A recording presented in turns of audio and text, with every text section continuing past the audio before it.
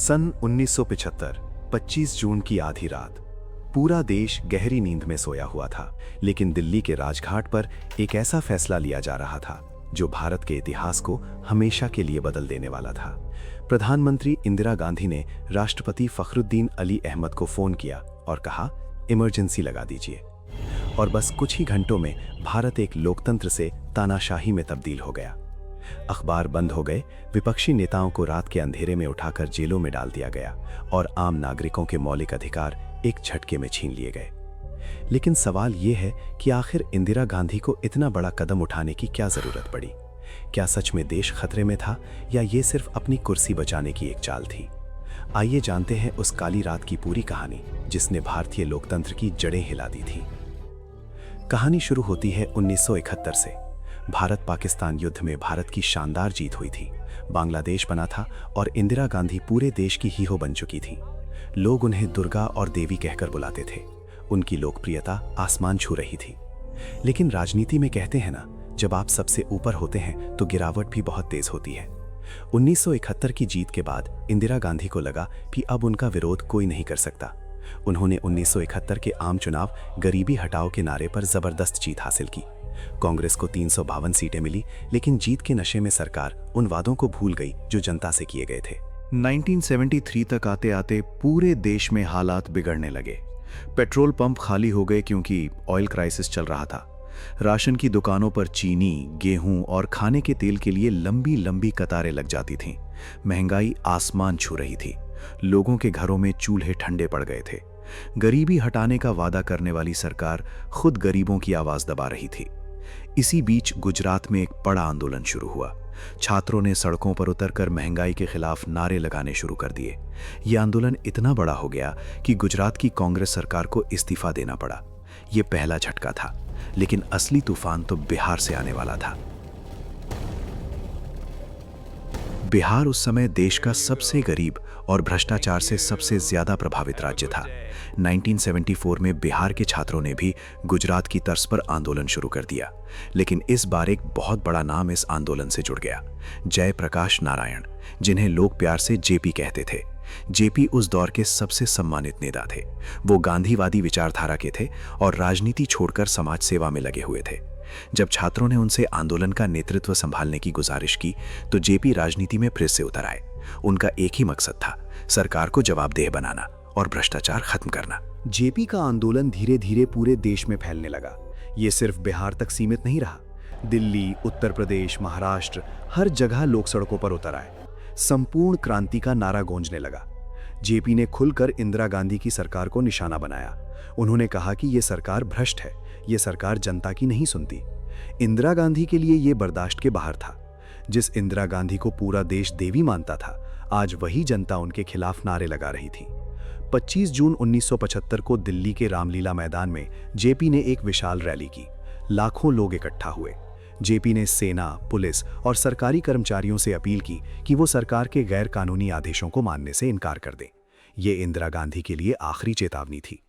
लेकिन इंदिरा गांधी के लिए असली झटका तो 12 जून 1975 को लगा। इलाहाबाद हाईकोर्ट के जस्टिस जगमोहन लाल सिन्हा ने एक ऐतिहासिक फैसला सुनाया। राजनारायण नाम के एक नेता ने इंदिरा गांधी के 1971 के चुनाव को चुनौती दी थी। उनका आरोप था कि इंदिरा गांधी ने चुनाव में धांधली की है, सरकारी मशीनरी का गलत इस्तेमाल किया है। कोर्ट ने राजनारायण के पक्ष में फैसला सुनाया और इंदिरा गांधी का चुनाव रद्द कर दिया। कोर्ट ने कहा कि इंदिरा गांधी 6 साल तक चुनाव नहीं लड़ सकती, यानी वो प्रधानमंत्री नहीं रह सकती। ये खबर सुनते ही पूरे देश में हड़कंप मच गया। विपक्ष खुशी से नाच उठा। जेपी ने इंदिरा गांधी से इस्तीफे की मांग की, लेकिन इंदिरा गांधी हारने वालों में से नहीं थी। 24 जून को इंदिरा गांधी के करीबी सलाहकारों की एक गुप्त बैठक हुई। इस बैठक में सिद्धार्थ शंकर रे, बंसीलाल और सबसे खतरनाक संजय गांधी मौजूद थे। संजय गांधी इंदिरा गांधी के छोटे बेटे थे। उनकी कोई चुनी हुई पोजीशन नहीं थी, लेकिन असली ताकत उन्हीं के हाथों में थी। बैठक में एक ही बात तय हुई, इमरजेंसी लगानी होगी। संविधान के आर्टिकल 352 के तहत राष्ट्रपति देश में इमरजेंसी लगा सकते हैं अगर देश की सुरक्षा खतरे में हो। लेकिन उस वक्त देश पर कोई बाहरी हमला नहीं था, कोई युद्ध नहीं चल रहा था। फिर भी इंदिरा गांधी ने तय किया कि देश में आंतरिक गड़बड़ी है, इसलिए इमरजेंसी जरूरी है। 25 जून की रात 11 बजे इंदिरा गांधी ने राष्ट्रपति फखरुद्दीन अली अहमद को फोन किया। राष्ट्रपति उस वक्त सो रहे थे। इंदिरा गांधी ने उन्हें जगाया और कहा कि इमरजेंसी की घोषणा पर तुरंत दस्तखत करने हैं। राष्ट्रपति अहमद ने बिना कोई सवाल पूछे दस्तखत कर दिए। इस तरह भारत में 21 महीनों की इमरजेंसी शुरू हो गई। आधी रात को ही दिल्ली में बिजली काट दी गई। अखबारों के दफ्तरों पर पुलिस का छापा पड़ा, प्रिंटिंग प्रेस सील कर दी गई। अगली सुबह जब लोग उठे तो देश ही बदल चुका था। सुबह होते ही सबसे पहले विपक्षी नेताओं को गिरफ्तार किया गया।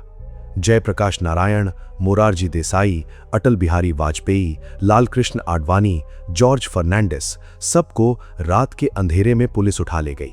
कुल मिलाकर पहले ही दिन 676 लोगों को गिरफ्तार किया गया। इमरजेंसी के पूरे दौर में करीब 1,40,000 लोगों को जेल में डाला गया और ये सब मीसा यानी maintenance of internal security act के तहत हुआ। इस एक्ट के तहत किसी को भी बिना कोई वजह बताए जेल में डाला जा सकता था। कोई वकील नहीं, कोई बेल नहीं, कोई सुनवाई नहीं। अखबारों पर पूरी तरह से सेंसरशिप लगा दी गई। किसी भी अखबार को सरकार के खिलाफ एक शब्द भी छापने की इजाजत नहीं थी। हर खबर छपने से पहले सरकार के सेंसर ऑफिसर के पास जाती थी। अगर उसे लगता कि ये खबर सरकार के खिलाफ है तो वो उसे रोक देता था। इंडियन एक्सप्रेस के एडिटर रामनाथ गोयनका ने एक बहादुरी भरा काम किया। जिस दिन सेंसरशिप लगी उस दिन उन्होंने अखबार के एडिटोरियल पेज को पूरा खाली छोड़ दिया। सिर्फ बीच में लिखा था, आज हमारे पास आपको बताने के लिए कुछ नहीं है क्योंकि सरकार ने हमें बोलने से रोक दिया है। लेकिन ऐसे बहादुर लोग बहुत कम थे।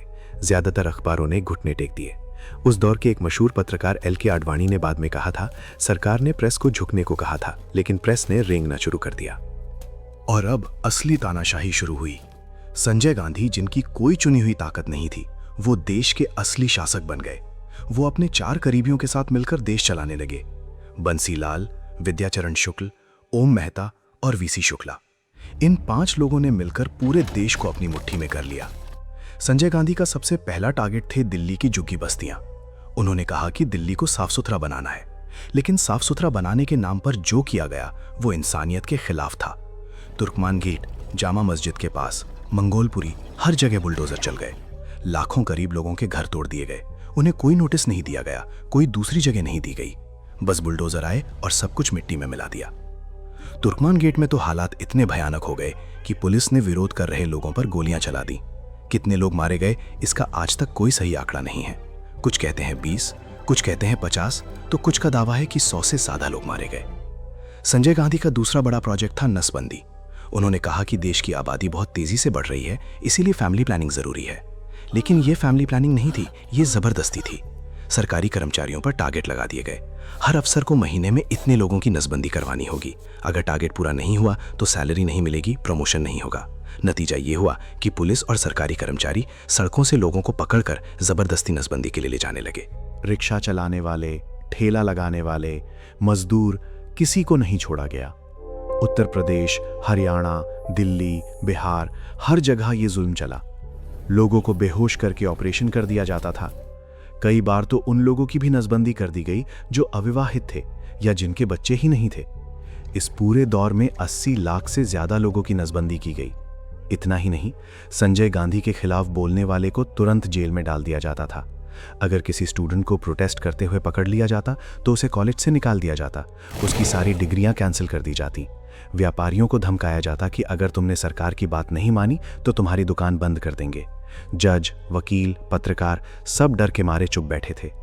सबसे खतरनाक बात यह थी कि कोर्ट भी कुछ नहीं कर पा रही थी। इमरजेंसी के दौरान सरकार ने संविधान में ही बदलाव कर दिए। 42वें संशोधन के तहत सरकार ने अपनी ताकतें इतनी बढ़ा लीं कि अब कोर्ट भी उन्हें चुनौती नहीं दे सकती थी। सुप्रीम कोर्ट में एक मशहूर केस आया, ADM जबलपुर केस। इस केस में सवाल यह था कि क्या इमरजेंसी के दौरान किसी नागरिक को बिना वजह बताए जेल में रखा जा सकता है। सुप्रीम कोर्ट के 4 जजों ने कहा, हाँ, सरकार ऐसा कर सकती है। सिर्फ एक जज, जस्टिस HR खन्ना ने इसका विरोध किया। उन्होंने कहा कि इमरजेंसी में भी नागरिकों के मौलिक अधिकार खत्म नहीं होते, लेकिन उनकी एक नहीं चली और जस्टिस खन्ना को इस बहादुरी की बहुत बड़ी कीमत चुकानी पड़ी। सरकार ने उन्हें चीफ जस्टिस बनने से रोक दिया और उन्हें इस्तीफा देना पड़ा। लेकिन इस अंधेरे दौर में भी कुछ लोग थे जो लड़ रहे थे। जेलों में बंद JP ने भूख हड़ताल शुरू कर दी। विदेशों में रह रहे भारतीय छात्रों ने दुनिया भर में इंदिरा गांधी के खिलाफ मुहिम चलाई। कुछ बहादुर पत्रकारों ने अंडरग्राउंड अखबार निकाले। लेकिन सबसे बड़ा झटका इंदिरा गांधी को तब लगा जब उनकी अपनी कैबिनेट के मंत्री जगजीवन राम ने इस्तीफा दे दिया। जगजीवन राम दलितों के बहुत बड़े नेता थे। उन्होंने कांग्रेस छोड़कर अपनी नई पार्टी बना ली। ये इंदिरा गांधी के लिए एक बड़ा सिग्नल था कि अब उनके अपने ही लोग साथ छोड़ रहे हैं। और फिर 18 जनवरी 1977 को अचानक इंदिरा गांधी ने चुनाव की घोषणा कर दी। पूरा देश हैरान रह गया। जिस इंदिरा गांधी ने 21 महीनों तक लोकतंत्र को कुचला था, वो अचानक चुनाव क्यों करवा रही हैं? कई लोगों का मानना है कि इंदिरा गांधी को लगा कि विपक्ष पूरी तरह टूट चुका है, मीडिया डरी हुई है, इसलिए वो आसानी से जीत जाएंगी। या फिर शायद अंतर्राष्ट्रीय दबाव बढ़ रहा था। अमेरिका और यूरोप के देश भारत में इमरजेंसी की निंदा कर रहे थे। जो भी कारण हो, इंदिरा गांधी ने सारे राजनीतिक कैदियों को रिहा कर दिया और चुनाव की तारीख घोषित कर दी। चुनाव प्रचार शुरू हुआ तो इंदिरा गांधी को समझ आया कि उन्होंने कितनी बड़ी गलती कर दी है। जहां भी वो जाती, लोग उन्हें काले झंडे दिखाते, इंदिरा गांधी वापस जाओ के नारे लगते। दूसरी तरफ जेपी की अगुवाई में सारे विपक्षी दल एक हो गए। जनता पार्टी बनाई गई। मोरारजी देसाई, जगजीवन राम, चरण सिंह, अटल बिहारी वाजपेयी सब एक मंच पर आ गए। उनका एक ही नारा था, लोकतंत्र बचाओ, इंदिरा हटाओ। मार्च 1977 में चुनाव हुए और नतीजे आए तो पूरा देश चौंकिया। कांग्रेस को सबसे बड़ी हार का सामना करना पड़ा। 352 सीटों से गिरकर कांग्रेस सिर्फ 154 सीटों पर सिमट गई। जनता पार्टी को 298 सीटें मिली। इंदिरा गांधी खुद अपनी सीट रायबरेली से हार गई। संजय गांधी भी हार गए। ये इंदिरा गांधी की राजनीतिक जिंदगी का सबसे बड़ा अपमान था। 23 मार्च 1977 को मोरारजी देसाई भारत के प्रधानमंत्री बने। पहली बार देश में गैर कांग्रेसी सरकार बनी। इमरजेंसी खत्म हुई, सारे राजनीतिक कैदी रिहा हुए, प्रेस की आज़ादी वापस आई। लोगों को लगा कि अब सब ठीक हो जाएगा। लेकिन जनता पार्टी सरकार ज्यादा दिन नहीं चली। आंतरिक लड़ाई के कारण ये सरकार सिर्फ 3 साल चली और 1980 में इंदिरा गांधी फिर से सत्ता में लौट आईं। हालांकि इस बार वो पहले जैसी मजबूत नहीं थी। इमरजेंसी का दाग उनके माथे पर हमेशा के लिए लग चुका था। 1984 में ऑपरेशन ब्लू स्टार के बाद उनके अपने ही सुरक्षाकर्मियों ने उनकी हत्या कर दी। इमरजेंसी ने भारतीय लोकतंत्र को बहुत गहरा घाव दिया, लेकिन इस घाव ने हमें एक बहुत बड़ा सबक भी सिखाया। ये सबक था कि लोकतंत्र कभी भी किसी एक व्यक्ति या पार्टी से बड़ा है। अगर जनता सो जाए तो तानाशाही आ सकती है, लेकिन अगर जनता जाग जाए तो कोई भी तानाशाह टिक नहीं सकता। 1977 के चुनाव ने यह साबित कर दिया कि भारत की जनता अपने अधिकारों की कीमत जानती है। आज जब भी हम अपनी आज़ादी से बोलते हैं, अपनी राय रखते हैं, सरकार की आलोचना करते हैं, तो हमें याद रखना चाहिए कि ये अधिकार हमें मुफ्त में नहीं मिले हैं। 1975 की उस काली रात में हमें सिखाया कि लोकतंत्र को बचाए रखने के लिए हमें हमेशा सतर्क रहना होगा। दोस्तों, अगर वीडियो पसंद आया हो तो इसे एक लाइक ज़रूर करें, शेयर करें और चैनल को सब्सक्राइब करें ताकि हम ऐसी वीडियोज़ आप तक लाते रहें। तब तक के लिए जय हिंद, जय भारत।